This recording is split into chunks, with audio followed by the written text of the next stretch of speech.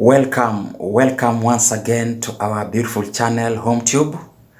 I remind you, as usual, my name is Chris, and today being another beautiful Thursday afternoon, May 5th, I welcome you so that we can talk about the heated debate in Azimio, where Kalonzo has been blowing hot and cold, which of course doesn't look so good for a leader of his stature. Well, before I do anything, before I continue with this topic, kindly do me one favor. Kindly take 1 second, 1 good second, subscribe to this channel, support this channel. Also remember to put a thumbs up to this video. Again, I remind you, my name is Chris. I'm happy to meet you once again today.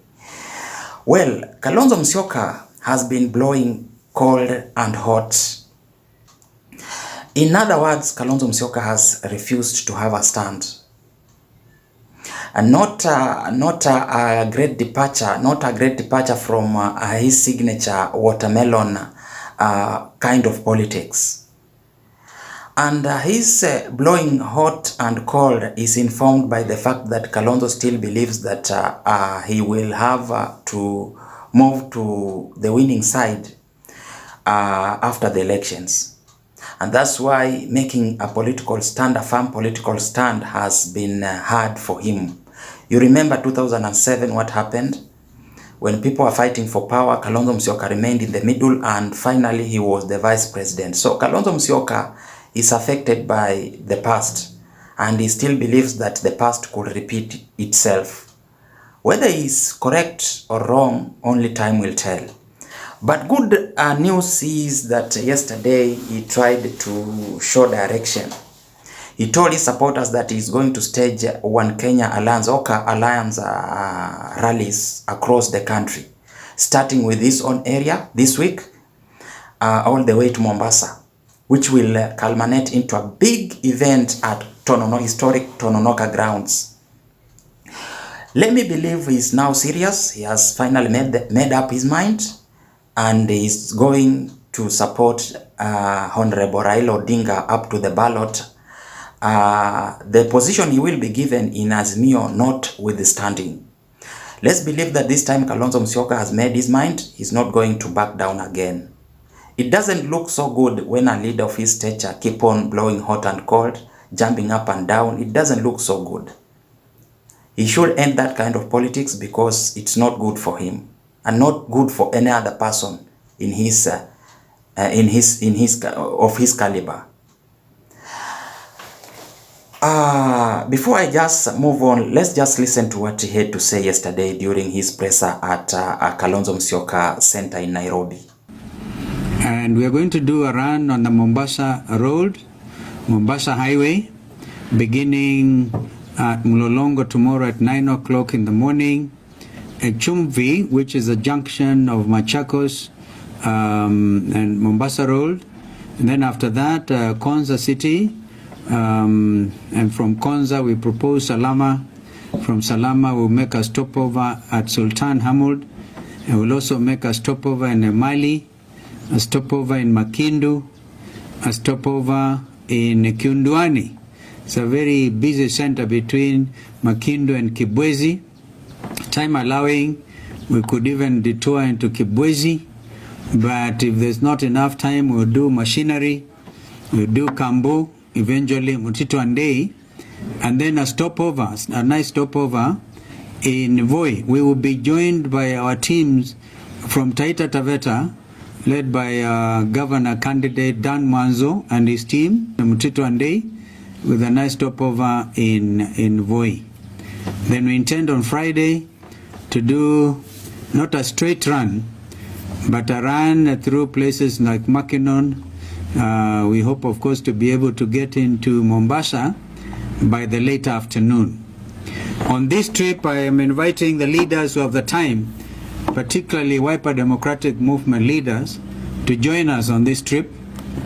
And governor candidates in Machakos with their teams, governor candidate in Makueni and their teams, and if Kitui people can also manage, because it's a straight run through Lower Eastern, they are more than welcome.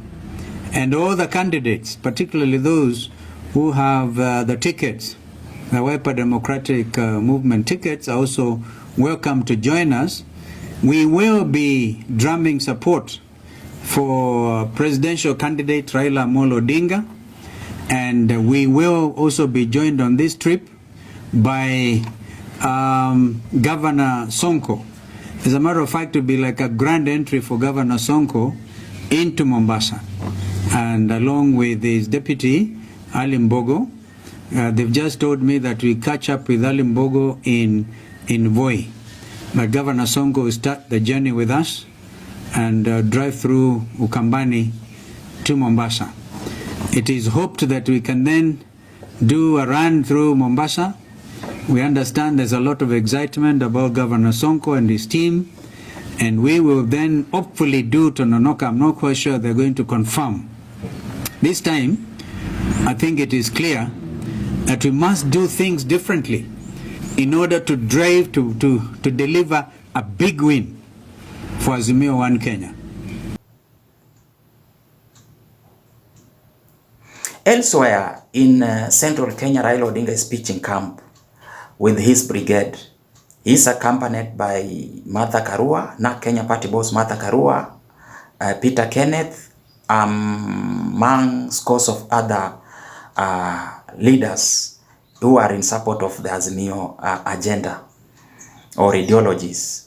So Raila Odinga yesterday met a series of, had a series of meetings with the leaders and stakeholders from Central Kenya, Mount Kenya, and I think this is his third day now in the area, being part of his move to galvanize that part of Mount Kenya region voting block. You remember, you know, Mount Kenya is a big voting block, and it cannot be taken for granted, and that's where he is going to pick his running mate, same to Kenya Kwanza. So Raila Odinga yesterday met his supporters from Mount Kenya, talked them out, tried to push sense into them. You know, right now, so many of them who are vying don't want to use his image, for the obvious reasons, you know. And Raila Odinga has accepted that fact. He has confessed, actually, that's what is going on, but he told them changing a perception is not easy, and they should be on a forefront so that that perception is changed for good, so that people can believe that he is the only person who is going to liberate them. So Raila Odinga, together with the President Uhuru Kenyatta, are now on a mission to change that perception so that people can accommodate Raila Odinga's image on their campaign materials, banners, and posters. So we expect to see that change, and as far as galvanizing that region is concerned, I think he's on the right track. Resistance is there, but finally there will be good results at the end. Let's listen to what the Right Honorable Raila Odinga had to say. Demagogues wanajua kama papagai. Demagogues can take you to the grave. Niliishi Ujerumani kwa miaka 8. Ujerumani ndio wanajua vile demagogues wanaweza kuharibu nchi. Hitler alitoka na ngaya vizuri sana, maneno matamu sana. Give me 10 years and I give you a different Germany. Yes, they gave him 10 years.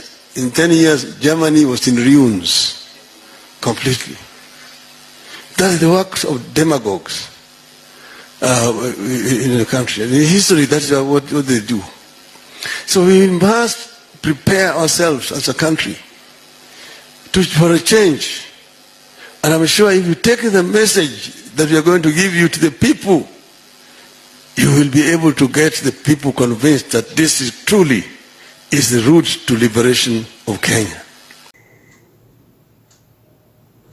Accompanying him was Peter Kenneth, Martha Karua, and Moranga woman rep Sabina Chege.